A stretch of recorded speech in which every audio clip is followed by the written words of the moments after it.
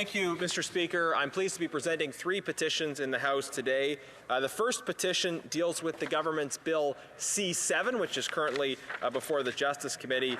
Petitioners are calling for amendments to that legislation that would leave in place reasonable safeguards, and those amendments have indeed been proposed, but the government has continually been rejecting these very reasonable amendments. Amendments that this petition specifically references are the 10-day reflection period. Petitioners want that left in place, and they recognize that already that 10-day reflection period can be waived with the consent of the doctors involved. So petitioners highlight their concerns with respect to C-7 and the need for amendments to protect vulnerable people, which is what the committee has been hearing from experts and disability advocates. The second petition deals with the human rights situation of Uyghurs and other Turkic Muslims in China, and it particularly calls for the government to go from words to actions, recognizing that words and statements are not enough. The petitioners call on the government to use the Justice for Victims of Corrupt Foreign Officials Act, the Magnitsky Act, and sanction those responsible for heinous crimes being committed against the Uyghur people. The third petition is in support of Bill S-204, currently before the Senate. This petition would make it a criminal offense for a person to go abroad and receive an organ that has been harvested or trafficked without the consent of the person involved. So I commend these 3 petitions to the consideration of the House. Thank you very much. Presenting petitions, the honourable member for Medicine Hat, Carson Warner. Thank you, Mr. Speaker. I'm honoured to rise on behalf of Canadians today who are petitioning the government in regards to Bill C-7 that is currently before the Justice Committee. These petitioners are concerned about the safeguards that are being removed from that legislation, including the mandatory 10-day reflection period and the number of witnesses required in order to be carried out. Now, the removal of the second petition, or the second requirement of independent witnesses, reduces the oversight of the procedure, leaving vulnerable persons at risk. And so these petitioners are asking the House of Commons to immediately discontinue the removal of safeguards for people requesting euthanasia and put additional measures in which is being proposed and amended at Justice Committee. Thank you, Mr. Speaker. Presenting petitions, the honourable member for Fort McMurray, Cold Lake. Thank you, Mr. Speaker. I'd like to present 2 petitions this morning. The first petition calls upon the House of Commons to stop plans to implement a ban on handguns in Canada and instead focus on increasing punishment for violent gun criminals and urban gangs. My second petition calls upon the House of Commons to amend the new Veterans Charter, the Canadian Forces Members and Veterans Re-establishment and Compensation Act, and implement changes that ensure injured veterans receive benefits equivalent to or greater than those granted prior to 2006. Thank you, Mr. Speaker. Presenting petitions, the honourable member for Elgin, Middlesex, London. Thank you very much, Mr. Speaker. I am proud to stand here on behalf of many Canadians who are very concerned with Bill C-7 and the safeguards that are being removed in this legislation.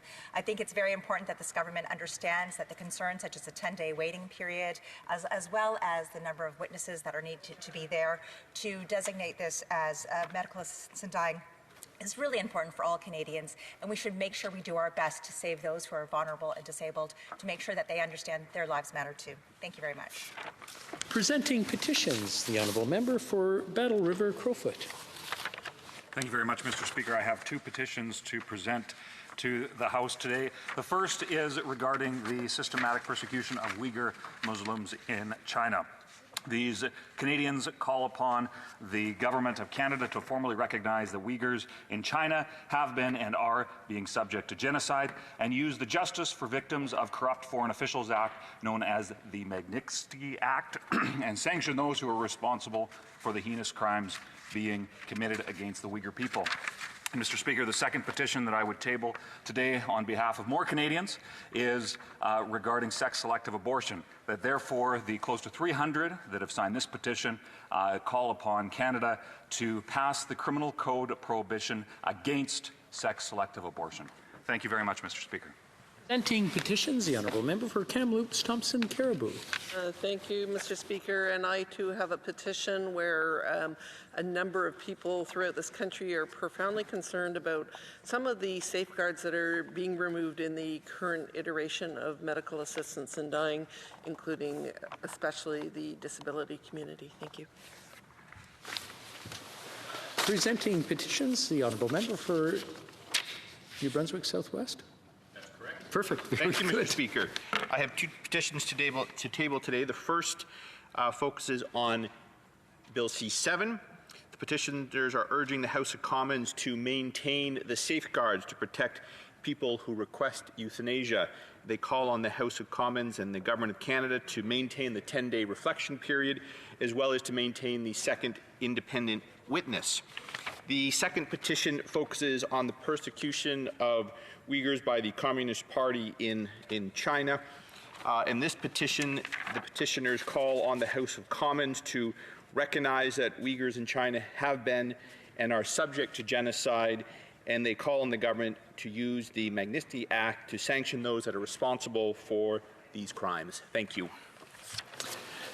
I'd like to remind the honourable members presenting petitions in person today to bring their petitions to the table. Presenting petitions, the honourable member for Lethbridge. Thank you. Mr. Speaker, I am standing here today on behalf of Canadians who are very concerned about a piece of legislation that is currently before the Justice Committee. It's called C-7, which has to do with medical assistance in dying. This legislation will unnecessarily expand the definition. It will take away the need for a 10-day reflection period, and it will also make it so that only one witness needs to be present when an individual requests euthanasia. Mr. Speaker, this is of concern to a growing population here in Canada, in particular those who live with a disability, because it puts them at risk, it makes them vulnerable. And in this place, we have a responsibility to stand on behalf of the vulnerable. It is the government's primary responsibility to look after the safety and security of its citizens, and so I call upon the government, along with those who are signing this petition, to do that. Presenting petitions, présentation de pétitions.